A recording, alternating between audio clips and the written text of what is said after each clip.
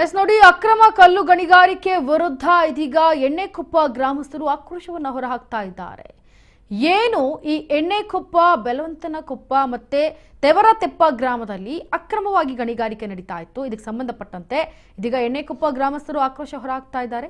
ನಾಡ ಕಚೇರಿ ಮುಂದೆ ಪ್ರತಿಭಟನೆ ಕೂಡ ಮಾಡ್ತಾ ಇದ್ದಾರೆ ಅಲ್ಲಿನ ಗ್ರಾಮಸ್ಥರು. ಇನ್ನು ಅಕ್ರಮ ಗಣಿಗಾರಿಕೆ ವಿರೋಧಿಸಿ ನಡೆದಂತಹ ಪ್ರತಿಭಟನೆ, ಅಕ್ರಮ ಕಲ್ಲು ಗಣಿಗಾರಿಕೆ ನಡೀತಾ ಇತ್ತು. ಈ ವಿಚಾರವಾಗಿ ಎಣ್ಣೆಕೊಪ್ಪ ಗ್ರಾಮಸ್ಥರ ಆಕ್ರೋಶ ಹೊರಹಾಕ್ತಿದ್ದಾರೆ. ಶಿವಮೊಗ್ಗ ಜಿಲ್ಲೆಯಲ್ಲಿ ನಡೀತಾ ಇರುವಂತಹ ದುರ್ಘಟನೆ ಇದು. ಅಕ್ರಮ ಕಲ್ಲು ಗಣಿಗಾರಿಕೆ ವಿರುದ್ಧ ಸಿಡಿದೆದ್ದ ಗ್ರಾಮಸ್ಥರು. ಇನ್ನು ಶಿವಮೊಗ್ಗ ಜಿಲ್ಲೆಯ ಎಣ್ಣೆಕೊಪ್ಪ ಗ್ರಾಮಸ್ಥರ ಆಕ್ರೋಶವನ್ನು ಹೊರಹಾಕ್ತಾ ಇದ್ದಾರೆ. ಎಲ್ಲರೂ ಕೂಡ ಅಕ್ರಮವಾಗಿ ಕಲ್ಲು ಗಣಿಗಾರಿಕೆ ವಿರುದ್ಧ ಸಿಡಿದೆದ್ದಿದ್ದಾರೆ ಜನರು. ಎಣ್ಣೆಕೊಪ್ಪ, ಬೆಲವಂತನಕೊಪ್ಪ ಹಾಗೆ ತೆವರತೆಪ್ಪ ಗ್ರಾಮದಲ್ಲಿ ಅಕ್ರಮವಾಗಿ ಗಣಿಗಾರಿಕೆ ನಡೀತಾ ಇದೆ.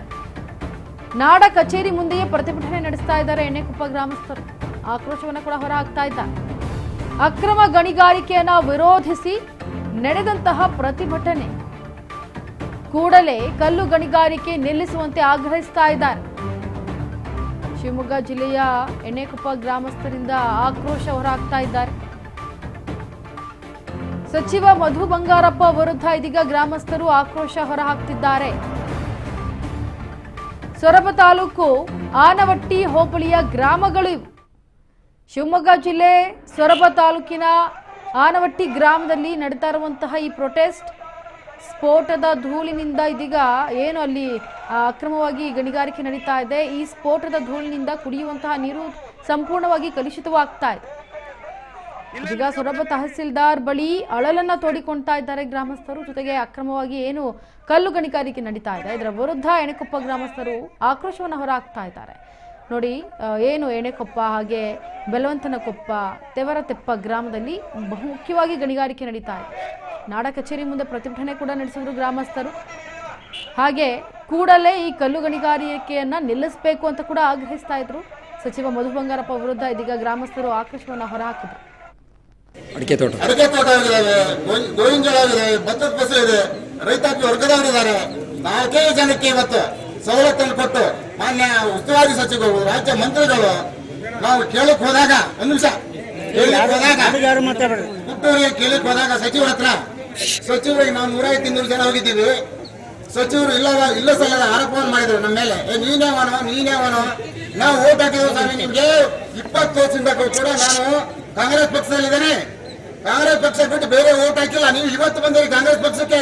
ನಾನು 20 ವರ್ಷ ನಮ್ಮ ಹಿರಿಯರು ನಿಮ್ಮ ಫ್ಯಾಮಿಲಿಯಲ್ಲೇ ದುಡಿದಿರೋರು. ನಿಮ್ಮ ಬಂಗಾರಪ್ಪನ ಕಾಲದಿಂದನೂ ಕೂಡ ನಾವು ದುಡ್ಡು ಬಂದಿದ್ದೀವಿ.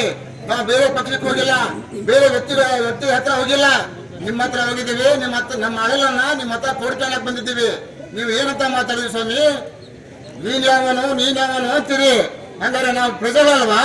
ಕೇಳಕ್ ಹಕ್ಕಿಲ್ವಾ? ನಿಮ್ ಕೇಳ ಮತ್ತೆ ಯಾರು ಕೇಳ? ನೀವು ತಾಲೂಕಿನ ದಣಿಗಳು ನೀವು. ಆಮೇಲೆ ಒಂದು ಅಲ್ಲಿ ನಮ್ಮ ಊರಲ್ಲಿ ಗೋಮಾಳ ಇದೆ, ಒಂದು 5-6 ಎಕರೆ ಗೋಮಾಳ ಇದೆ. ಗೋಮಾಳದಲ್ಲಿ ಇಲ್ಲಿಗಲ್ ಮನೆ ಕಟ್ಟಿದ್ದಾರೆ. ಇಲ್ಲಿ ಅಕ್ರಮವಾಗಿ ಮನೆ ಕಟ್ಟಿದ ಅವರು ಆಕ್ಚುಲಿ ಉಳ್ಳವರು, ನಿರ್ಗತಿಕರಲ್ಲ. ನಾವು ನಿರ್ಗತಿಗೆ ಕೊಡೋಣ, ಉಳ್ಳವರಿಗೆ ಬೇಡ ಅಂತ ಅಂದ್ಬಿಟ್ಟು ನಾನು ತಹಸೀಲ್ದಾರಿಗೆ ಮನವಿ ಮಾಡಿದೆ. ತಹಸೀಲ್ದಾರ್ ಮನವಿ ಮಾಡಿದ ತಕ್ಷಣ ಸಾಹೇಬ್ರೆ ಅಂತಾರೆ ನನಗೆ, ಅವನ ಕೈಕಾಲು ಕಟ್ ಮಾಡ್ಕೊಬ್ರಿ ಅಂತಾರೆ. ಕೈಕಾಲು ಕಟ್ ಮಾಡಿದ್ರೆ ನೀವು ಮನವಿ ಬಂದಿದ್ದೆ, ಮಾಡಬೇಕಾಗಿತ್ತು ಕೈಕಾಲು ಕಟ್ಟು. ನಾನು ಅವಕ್ಕೆಲ್ಲ ಹೆದರಲ್ಲ. ನಾವು ರಾಜಕಾರಣಿಗಳು ಸಾರ್ವಜನಿಕ ಸೇವೆಯಲ್ಲಿದ್ದೇವೆ. ನಿಮಗೆ ಓಟ್ ಹಾಕಿದ್ದೇವೆ, ನಿಮ್ಗೆ ಕೇಳಕ್ ಹಕ್ಕಿದೆ. ನಮಗೆ ಯಾರನ್ನ ಬದುಕನ್ನು ಕಸ್ಕೊಳ್ಳುವಂತ ಒಂದು ಮನಸ್ಥಿತಿ, ಅವರ ಆರ್ಥಿಕತೆಯ ಮೇಲೆ ಹೊರತ ಕೊಡ್ತಕ್ಕಂಥ ಮನಸ್ಥಿತಿ ಯಾರಿಗೂ ಇಲ್ಲ. ಅವರು ಕೂಡ ನಂಬಂದಿದೆ. ಆದರೆ ಒಂದು ಅದು ಗಣಿಗಾರಿಕೆ ಆಗಿ ಉದ್ಯಮ ಆಗಿ ಅದು ಯಂತ್ರಗಳ ಮಟ್ಟದಲ್ಲಿ ಹೋಗಿ ಆಳದಲ್ಲಿ ಗಣಿಗಾರಿಕೆಯನ್ನು ಮಾಡಿ ಬ್ಲಾಸ್ಟ್ ಮಾಡ್ತಕ್ಕಂಥ ಹಂತಕ್ಕೆ ಹೋದಾಗ ನಮಗೆ ರೈತರಿಗೆ ಒಂದು ಬೋರು ನಮಗೆ ರಕ್ತ ಹೋದ್ರೆ ನಾವು ತಡ್ಕೊಳ್ಬಹುದು. ಬೋರಲ್ಲಿ ಜಲ ಬತ್ತಿದ್ರೆ ನಮಗೆ ತಡ್ಕೊಳ್ಳೋ ಶಕ್ತಿ ಇಲ್ಲ. ಇವತ್ತು ಎಲ್ಲರೂ ಕೂಡ ಅಡಿಕೆ ಹಚ್ಚಿದ್ವಿ. ಪಕ್ಕದವ್ರು ಹಾಗೆ ನಾನು ಇರಬೇಕು. ಅವರು ತೋಟ ಮಾಡಿದ್ದಾರೆ, ನಾನು ತೋಟ ಮಾಡಬೇಕು. ಅವರು ಕಾರ್ ತಗೊಂಡಿದ್ದಾರೆ, ಮಕ್ಕಳು ಒಳ್ಳೆ ಕಡೆ ಓದಿಸ್ತಾ ಇದ್ರು, ನಾನು ಆಗ್ಬೇಕು ಅನ್ನುವಂತ ಆಸೆಯಿಂದ 4 ಅಡಿಕೆಗಳನ್ನು